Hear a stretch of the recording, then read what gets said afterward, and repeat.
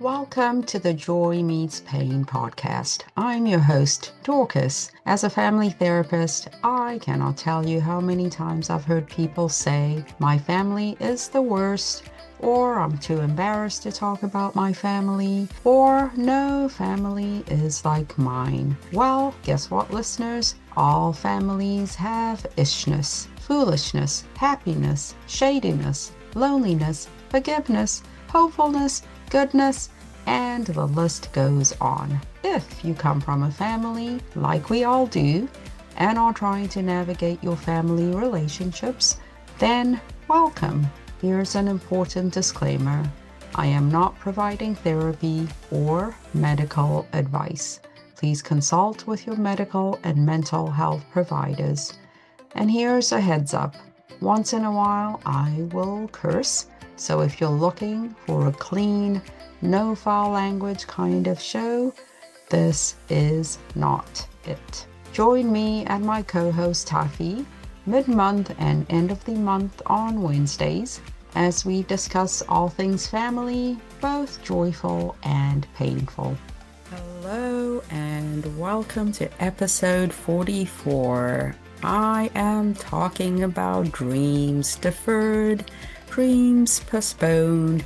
So my question to you all is, why do we abandon dreams that matter to us? And is it ever too late to return to them? So as you know, if you listen to the show on a regular basis, which I hope you do and appreciate and thank you for, and please subscribe, I always talk about the importance of recognizing themes and patterns in our lives, in our behaviors, in our interactions, right? These are the things that help us to recognize where we're doing well, where we can improve, what keeps coming up, what is not going away, right? So always pay attention to those themes and patterns. And so for me, every week I look back and I think, okay, so what were the themes and patterns that came up for me this week? As you know, in a previous episode, when I talked about the World Cup, Wimbledon, and the polygamist. And so this week, the theme that came up was dreams, and for several reasons. Well, first and foremost, the 2026 FIFA World Cup is over, so I pictured many of those players going back to their home countries and working hard to come back in another 4 years to achieve this dream of theirs, right? But what is important is they are not sitting and waiting for the 4 years. They are working at this every day, right? In daily practice, making sacrifices, discipline, perseverance. But another reason why I landed on this theme of dreams is I came across a woman in her 70s who opened up and told me that she had abandoned her dreams over 20 years ago. And she was filled with such self-hatred because she could not understand, why did I allow myself to get to this point, right? So instead of taking a different approach and thinking, okay, well, I'm in my 70s, can I refocus and try and pursue the dreams I abandoned? She was more consumed with the anger, the regret, the sadness, the depression, and so on. I talked to her father, who was balancing parenthood with young children, a very high achiever, and also a theme that kept coming up for him was some dreams, goals he had set for himself at a very young age that he now had pushed aside because his role as a father and a husband had taken over, right? And when he found himself relaxing, he would feel guilty about that. And it's like, I don't deserve to be feeling guilty. There's so much I could be doing. So this was another theme that came up where he had these dreams that he was so passionate about.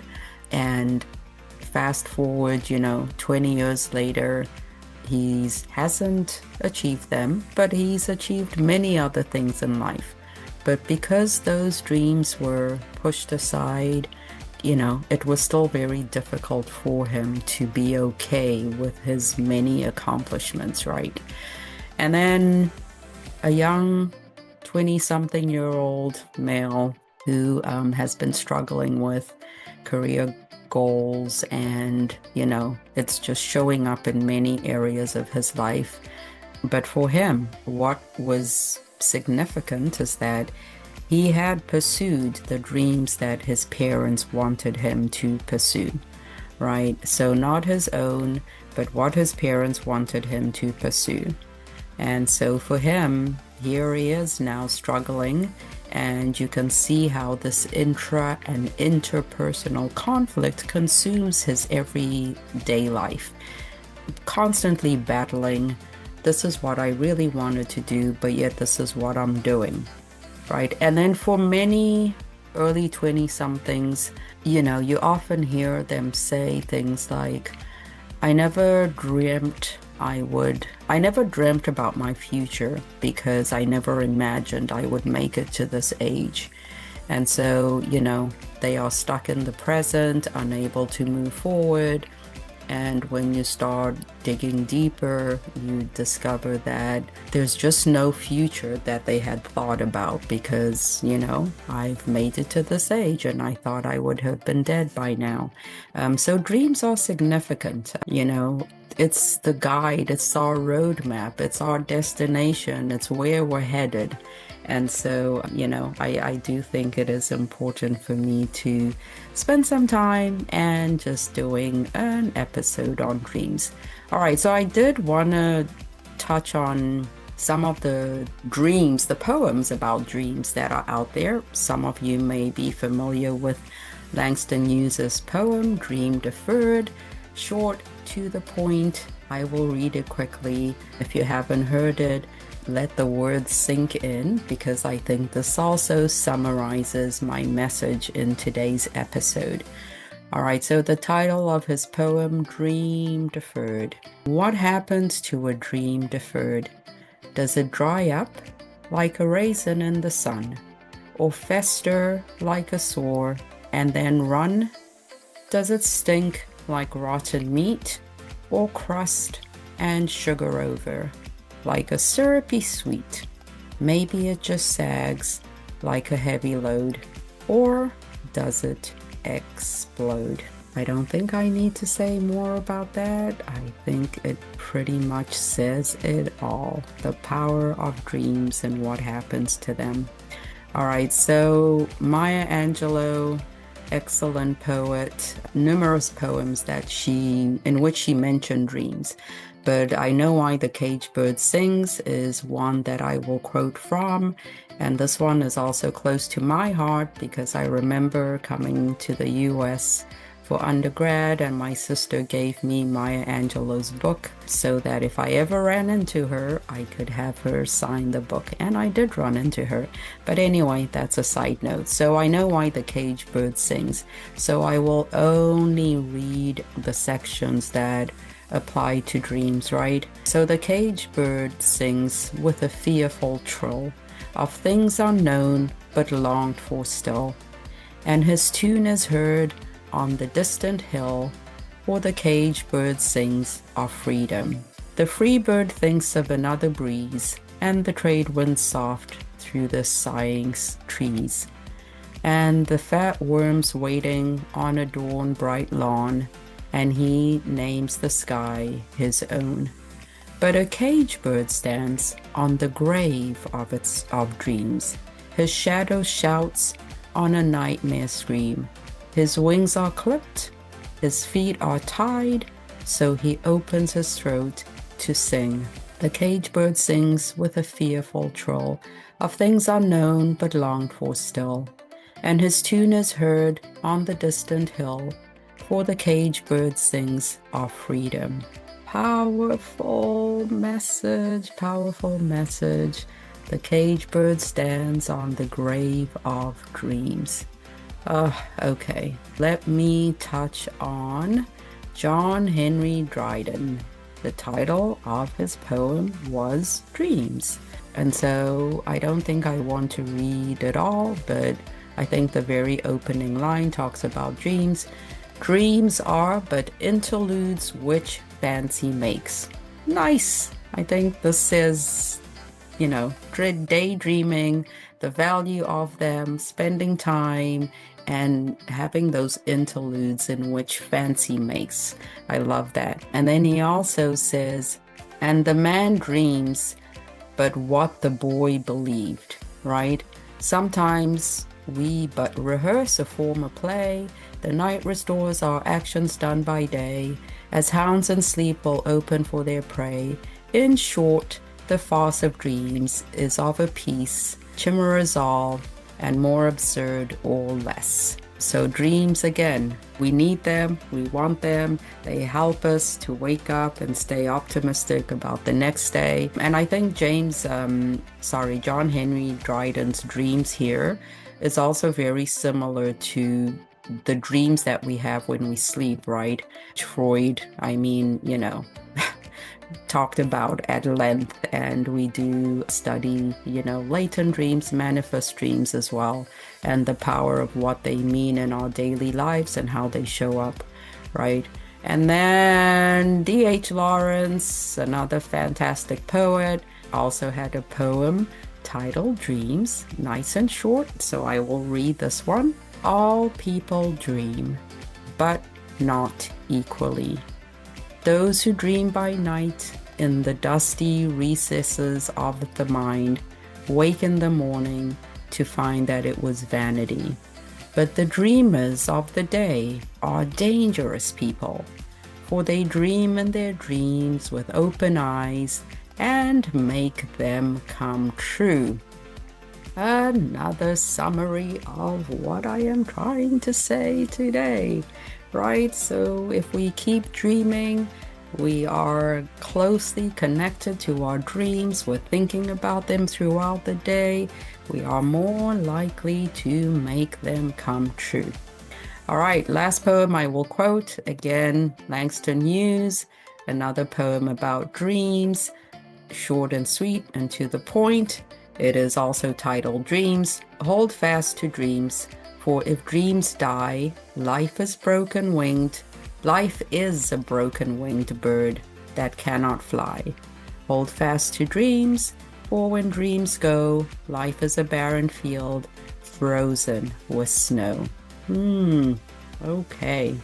All right, so I've talked about the World Cup, the players going back home, trying again. This happens with Olympic athletes as well. You have that one opportunity to shine. If it doesn't happen, you try again, you come back. We see this with tennis players, right? If they don't make it to Wimbledon or the US Open or Cincinnati Open, then, come back the following year and try again, right? But for many of us, we are dreaming daily. We are trying to pursue our dreams. And so keeping them alive is what helps us to stay connected to those dreams, right? Some of us may push them aside because we have family commitments or life happens or people discourage us, right? But then if you recognize that your dream keeps coming up and it is not going away, right, then it is important to ask yourself, what happens to that dream if I postpone it because of fear or family responsibility or disappointment or other people's expectations? You do see this in relationships as well, where one may have a really personal dream that they've always wanted to pursue but may give it up because the other partner isn't aligned with that particular dream, right? So, we don't want to postpone or abandon our dreams. We want to sort of explore how can we keep them alive. All right, so here are some ways that you can keep them alive. As Simon Sinek said, remember your why, right? Reconnect with the dream, with why the dream matters to you. It's not your family's, it's not society's, it's not anyone else's but yours. So your why should be the thing that keeps your dream alive. Take a small step consistently, whether it's waking up, reading, writing your dream, and maybe taking a step towards working on it that particular day, right? Or you can spend 15 minutes at the end of the day or during your lunch break where you can sit and connect to your dream, right? But this is a daily work in progress. If we want to fulfill it, then we are working towards it on a daily basis. Excuse my throat. All right, you may need to adjust the path, right? But you're not necessarily the dream itself. So you may push your timeline back. You may change some of your approaches to achieving the dream, right? But the dream itself remains intact, and it is something that you continue to pursue. And how we know that this dream means something to me is that it does not go away, right? It does not go away. 10 years, 20 years, if you find yourself still thinking about this dream, then clearly it has significance, right? Share it with people who are supportive, not people who are going to discourage you. There are many naysayers. There are many people who've given up on their dreams. So you have to find people who are going to encourage your dream and hold you accountable and not dismiss it as unrealistic or impossible, right? But these are people who are on your team, who understand you and who believe in you as well, right? And stop thinking about the lost time as a reason to not achieve the dream, right? So again, thinking back to my 70-something-year-old friend who had abandoned her dreams 20 plus years ago. Once we reignited this dream, the enthusiasm, the excitement all came back as though it was 20 years ago, right? One thing I will add as well, for me, I talk about my mom often, and at age 83, it brings me so much joy when we are strolling the aisles of a store and she takes joy in sitting in the makeup section and testing different lipsticks and foundations, right?